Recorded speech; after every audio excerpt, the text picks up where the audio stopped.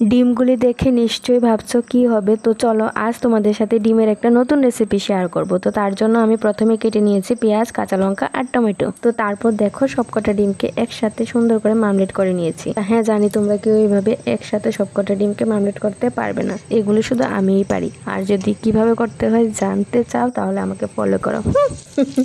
তো যাই হোক, কড়াই তেল দিয়ে দিয়েছি শুকনো লঙ্কা, তারপর দিয়ে দিয়েছি কোচানো পেঁয়াজ, আর তারই সাথে আমি ডালটাকেও সুন্দর করে ধুয়ে রেখে দিয়েছিলাম। তো পেঁয়াজ আর শুকনো লঙ্কাটা কিছুক্ষণ ভাজার পর আমি দিয়ে দিয়েছি এখানে টমেটোটা। তো এখন টমেটোটা দিয়েও কিছুক্ষণ নেড়ে চেড়ে ভেজে দিয়ে দেবো আমি ডাল।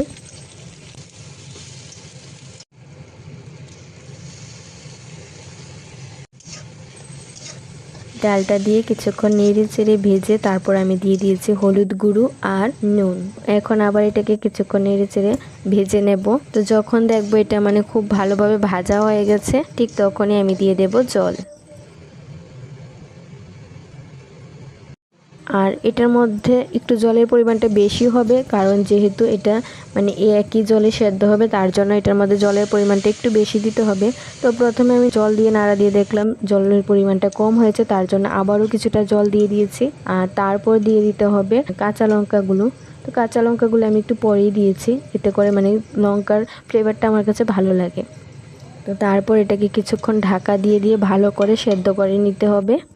তো যখন দেখব ডালটা একদম ভালোভাবে সেদ্ধ হয়ে গেছে, ঠিক তখনই আমি দিয়ে দেব ডিমের মামলেটগুলো। তো এখন অনেকে আবার বলবে যে ডিমের মামলেট কেন বলছি, অমলেট বলতে। তো আমি ডিমের মামলেট বলি, তাই আমি ডিমের মামলেটই বললাম। তো তারপর এটাকে আবারও কিছুক্ষণ একটু ভালো করে রান্না করে নামিয়ে নিলে হয়ে গেল সুস্বাদু ডিম দিয়ে ডালের একটা রেসিপি। তো আমিও এটা নিজেও একটা ভিডিও দেখেই রান্না করলাম। তো আমার কাছে তো বেশ ভালো লেগেছে। আশা করছি ভিডিওটা তোমাদের ভালো লাগবে। ভালো লাগলে অবশ্যই লাইক কমেন্ট শেয়ার করবে, আর রেসিপিটা চাইলে তোমরা অবশ্যই ট্রাই করতে পারো। টাটা।